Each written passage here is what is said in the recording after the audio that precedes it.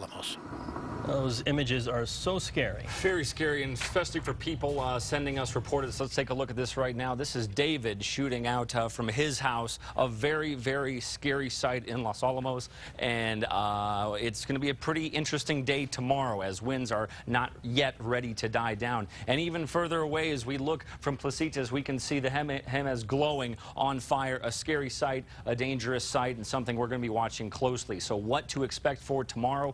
We're going to have to deal with blowing smoke first. You can see it blowing, continuing to the east, and we are under an air quality alert because of that continued smoke. So if you do have health problems, respiratory problems, please be careful and do not breathe this stuff. It's going to continue into tomorrow. The winds are going to mix it up a little bit, but as you can see, they are not going to die down, and we are going to be warm once again. We have three of the bad ingredients needed for bad fire weather, and that is dry conditions, warm temperatures nearing 90 in the afternoon hours, and then winds at 20 miles per hour. We could see gusts even higher and maybe even worse in those canyons. So tomorrow will be a very interesting day for this fire. A shot for some thunderstorms, but part of the worry is there won't be any rain with these storms, and a lightning strike could only mean more problems. So we'll keep an eye on that. The story will be breezy conditions to the north and piping hot temperatures once again to the south, where we will see triple-digit temperatures. The storms will be courtesy of a cold front that's going to pull through. Now, I say cold front, it's not really going to drop our temperatures all that much, but it may give us enough lift to fire off some storms in the northeastern part of the state and the northern part of the state tomorrow. Best chances are going to be in the northeast, where we could see some severe storms.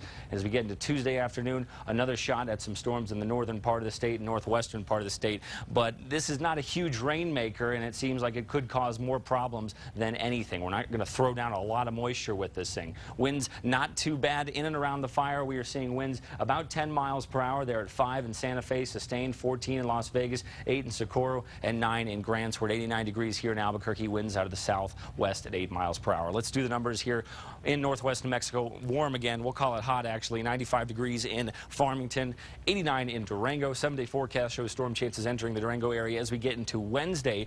And Farmington also a crack at some storms, but better chances will be found in the mountains. Temperatures eventually making a retreat back to the 80s in the Durango area. Southwest New Mexico, once again, triple-digit heat. 105 in Deming. Same story for T or C. 103 in Alamogordo. 99 Socorro. Upper 90s for Silver City. Getting down to the lower 90s by the time we get to Tuesday, Wednesday. Could see some storms maybe tomorrow, Monday. Not the greatest chance, but better chances toward the end of the week in Silver City. And over in southeast New Mexico, another scorcher. 104 in Roswell, 108 in Carlsbad, 106 in Hobbs, 89 in Ruidoso. We could see some isolated storms too, but better chances will be to the north and the east. Triple digits continue, and even when we do cool down in Roswell, it's not all that much. We'll be at 90 degrees, 99 degrees on Thursday, and a cool 97 on Sunday. As we look at northeast New Mexico, scattered storms tomorrow afternoon, breezy conditions. Could see some severe activity out of that, so please pay close attention to the weather as we get into tomorrow. Kristen will take care of you in the morning and Mark in the afternoon. Isolated storms for the northern mountains possible tomorrow. Winds gusting up to 40 miles per hour, possibly starting out of the west